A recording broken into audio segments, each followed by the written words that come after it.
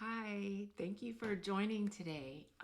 Today's Facebook Live is about 5 adaptogen herbs. These are adaptogen herbs that I've used over the years for myself and my patients, and I would love to share some information about them.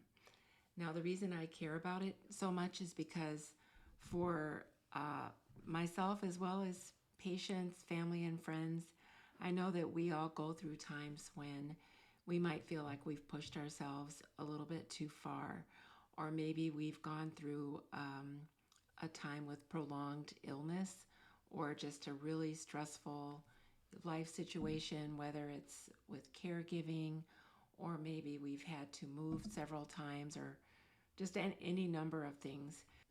So they're amazing to me because they can help us actually to restore the balance within our bodies and minds after these prolonged situations where we can get so out of sorts, exhausted, anxious, run down.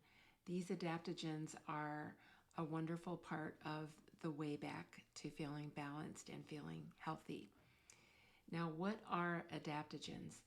Adaptogens are not just herbs. There's actually adaptogens from the plant kingdom, so the adaptogen herbs, but there are also adaptogens in the fungi kingdom, the mushroom kingdom. So we're not really talking about medicinal mushrooms today, although I'm sure you've heard of them. But those are also very powerful adaptogens. So today, before I go further, I'll introduce myself. My name is Dr. Philippa, and I've been a holistic physician for a long time. I'm also an Ayurveda practitioner, and I have other holistic modalities. And my focus right now is on helping people recover from trauma or really gaining more insight into their intergenerational trauma to really go deeper and find the gifts in it and find our way to feeling joyful and resilient and purposeful in our lives. So that is one reason I would really like to share these adaptogen herbs, because I feel they are a really valuable part of our road back to health. So the 5 adaptogen herbs that we'll talk about today are ashwagandha, which helps us to rebuild and restore, Brahmi, and there's actually 2 herbs under the name of Brahmi. There are probably even more that are called Brahmi, but 2 for sure. They're similar but not related, so we'll talk about those. And then Tulsi, the mother of herbs, which is so good at helping us balance our mood and metabolism. Rhodiola, which is great for endurance and also can serve as a heart tonic. And lastly, Amla, which is great for healthy aging and overall antioxidant support. So before we go into those, I would just like to talk about how these adaptogen herbs got to be so powerful. Well, like all plants, like especially our plant foods and our herbs, they're so unique, and part of their benefit to us as humans comes from the way that they grow, the type of soil, the type of conditions. And for these adaptogen herbs, they grow pretty much in adverse conditions, like very rocky soil or the side of a mountain or very cold weather. So as the plant itself is growing, it produces those compounds for its own benefit to help it survive those conditions. So when we take in those herbs, we actually get the benefit of all of those compounds. That's why they are so beneficial to us. Now, one thing to think about is that these herbs, like in the kind of Western way of thinking, if we take something, we get the action. But thinking about Ayurveda and other ancient approaches, we know that we actually have to digest that. It's really the intelligence of the herb meeting the intelligence of our bodies. And some research does show that the compounds in herbs and the foods that we think of as very healthy foods. The reason that they help us is because our own gut bacteria transforms these compounds into a form that's active and beneficial for us. So it really isn't just taking these herbs. It's like also thinking about helping ourselves become a healthy terrain and a welcoming terrain for the benefit of these herbs. Thinking about our own gut health and our own self-care. Sometimes people use that term differently, but basically just recognizing that the intelligence of this herb is meeting us. It's not just coming in there and doing something to us or for us. It's actually meeting us and interacting with us. And when we do that, it's kind of like we're gaining so much benefit and intelligence from these herbs. So I just wanted to say that before we go on. So we will talk about first ashwagandha. So ashwagandha was actually the first adaptogen herb and maybe the first Ayurvedic herb that I learned about years ago. And I learned about it because I was looking for a way for myself to help myself with stress and build my own capacity for that.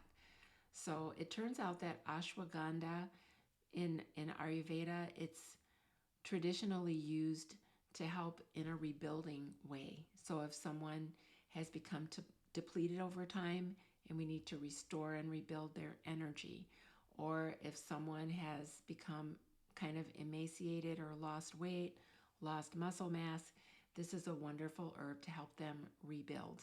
So one study that was done looked at ashwagandha and its impact on protecting muscle from the stress of overtraining.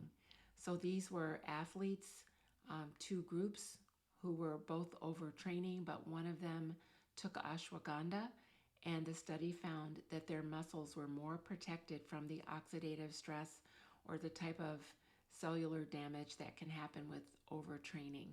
So while many of us, possibly most of us, are not athletes concerned about overtraining, certainly it would be a beneficial herb to think about if you are athletic, you run cross country, or you're training for an event. It may be an herb that you want to consider. But for those of us who are not thinking of ourselves as athletes, we can still think about how we might kind of overdo it, kind of run ourselves into the ground, or push ourselves to the point where for some of us we might lose muscle mass, maybe lose weight, maybe with stress and overdoing it. So another aspect of this herb is that in the process of aging, which is really a focus of mine, not only for personal reasons, but just in general for the community, I've seen so much decline that is considered normal for aging. And, there's more that we can do for ourselves. We can have much more vitality as we age. And this herb can really help with that, because one part of aging that is noticed quite often is that there's a gradual, slow reduction of muscle mass known as sarcopenia. And for some people, it's very mild and it really doesn't affect their function at all. But for other people, it seems to be very dramatic, and over a relatively short period of years, it can cause a decline in their strength, which then can cascade to a loss of mobility. And then it could lead, this loss of muscle mass could lead to a loss of independence once we lose mobility. So this is certainly not a cure-all for all of the possible reasons that there can be, but I do think that sometimes people have the feeling that they are passively waiting and wondering and hoping these things don't happen to them, but we can do things proactively, and it could be that taking an herb that helps to protect our muscles could be something of use for people with healthy aging. Now, the next herb I'd like to talk about, or really it's a duo, the two herbs known as Brahmi. So Interestingly, they are both brain restorative herbs. In terms of their qualities, they're both cooling.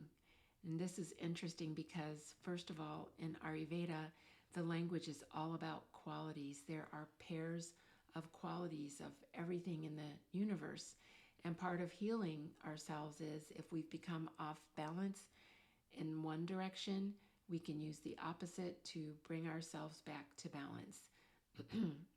And it so happens with some of the brain disorders like dementia, depression, even in Western medicine, they are recognized as having excessive inflammation at the root of those conditions. And so in Ayurveda, this would be the relative term would be that it's an excess or kind of an unhealthy uh, pitta in the body. And so these herbs are cooling that helps to counterbalance that. The two herbs are bacopa and gotukola. So between the two of these, um, gotukola is more cooling and it has an affinity for inflammatory conditions of the skin. So let's say if a person has something like depression or beginning to have some other brain inflammatory condition and they are also having a skin rash or a rash on the scalp, then this herb may be a good choice for them.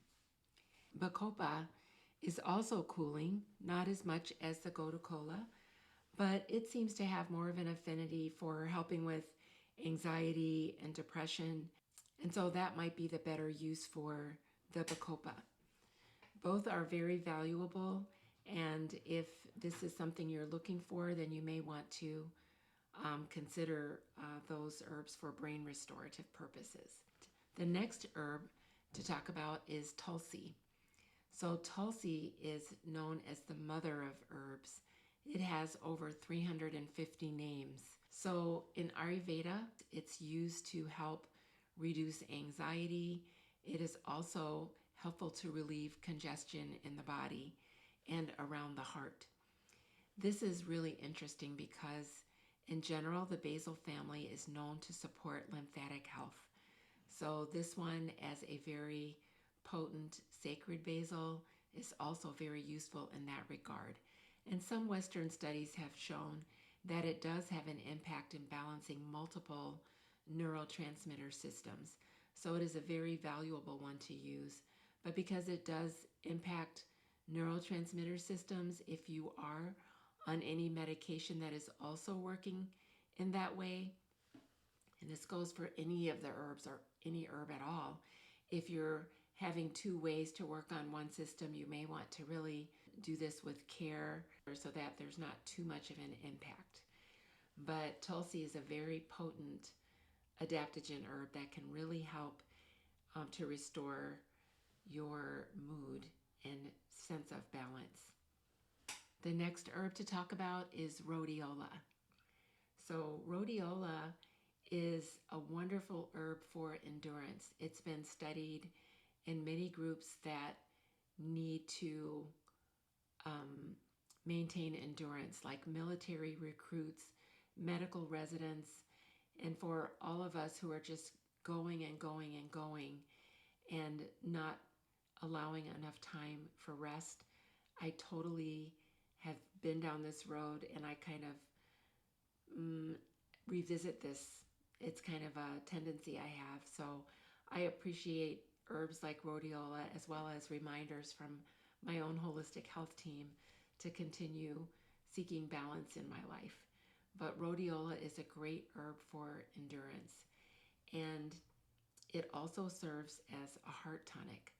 So this is an herb to think about if you are working to maintain your cardiovascular health or you are coming off of a time when maybe you've been overdoing it. The next herb to talk about is amla. So amla comes from these beautiful, vibrant green Indian gooseberries. And I really wish that I could grow those in the Chicago area, but it's not happening. But it's really good to know where these wonderful herbs come from. So amla is so high in vitamin C, more so than oranges, more so than even broccoli. So if you are looking for a potent source of vitamin C that's very protective and also supports you in healthy aging, then amla would be a great bet. It also has effects on helping restore skin. If you have noticed that your skin is kind of taking the toll of excessive work or exposures, then amla can be a great herb to incorporate to help you restore your overall health. Of course, with all the vitamin C, it's very immune supportive as well. It's been used for helping with recovery from many types of viral infections, other types of infections, and just overall debility. So, this is an overview of 5 of my favorite adaptogen herbs. There are so many adaptogen herbs in Ayurveda and other healing traditions. Some of them overlap, but some are unique to the geography of where these traditions originated. So I encourage you to learn more about them and just really explore this world. And just to recap one of the main, or to talk about one of the great things about these adaptogen herbs, is that they really treat us as a whole person. As I talked about before, the intelligence of these herbs is interacting with us as an individual, our own gut microbiome, our own system.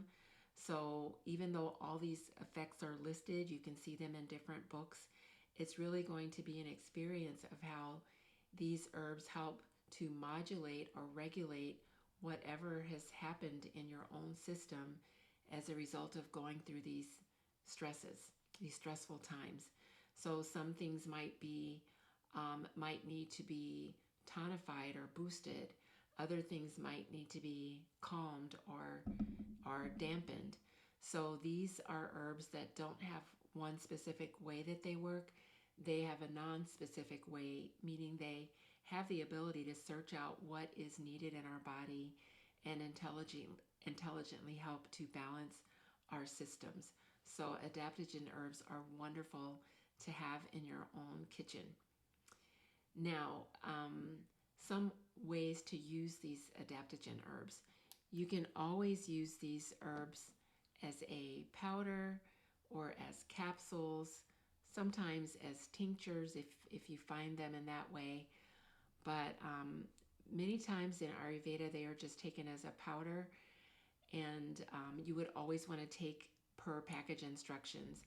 It may be something like a fourth of a teaspoon twice a day. It may tell you to take it before or after meals, which is important to follow because it has to do with the energetics of the herb and how it is going to be metabolized. So the package instruction will specify in terms of mealtime or time of day when this should be taken. So you can also take these herbs in ghee, and there's a couple of ways to do that. Sometimes you could just take like a fourth teaspoon of or whatever the dose is of the powder, mix it with a small amount of ghee, and put it in some hot water, or else take it in a spoon into your mouth, swallow it, chase it with some warm water. You can take it like that. You could also just mix it with some hot water and honey, not too hot, but some very warm water and honey to make tea. And then another way to take this herb with ghee is to buy a medicinal or herbalized ghee. And this is not just the powder blended with the ghee, it's actually cooked according to the instructions in the Ayurvedic texts of how to prepare this herbalized ghee by making a decoction, a water extract, which is then cooked down until it's very concentrated, and then that is cooked with ghee until the water is fully evaporated so that the full essence of that herb is then in the ghee, which is then taken just as a spoonful on its own. So those are some ways to take the herbs by mouth. Other ways to consider taking these herbs is on your skin, because sometimes for some people Maybe it's a child where you don't want to give them too much by mouth, or there might be a person who's debilitated or ill in a way where they cannot take too many things by mouth, or you would just like to supplement your health routine by taking these herbs through your skin. And the way that is done is in a medicinal oil. So similar to the way that the herbs are made into a strong decoction and cooked with ghee, in terms of making the skin oils, sometimes the ghee is used, but also these herbs might be cooked with sesame oil or coconut oil or some other oil and strained out after this process is done. And these can be used in your daily practice of Abhyanga, which is herbal oil self-massage that's done in Ayurveda. So I will have some blog posts about that I list below, as well as some articles about ghee from my sister site, Sazi Natural Foods. And so this is basically what I wanted to share today. I want to really encourage you, first of all, encourage you in general that our bodies are so amazing. And if we can turn our attention inward, which is not easy in our world that demands so much of us, and this is how we sometimes find ourselves in a very exhausted state.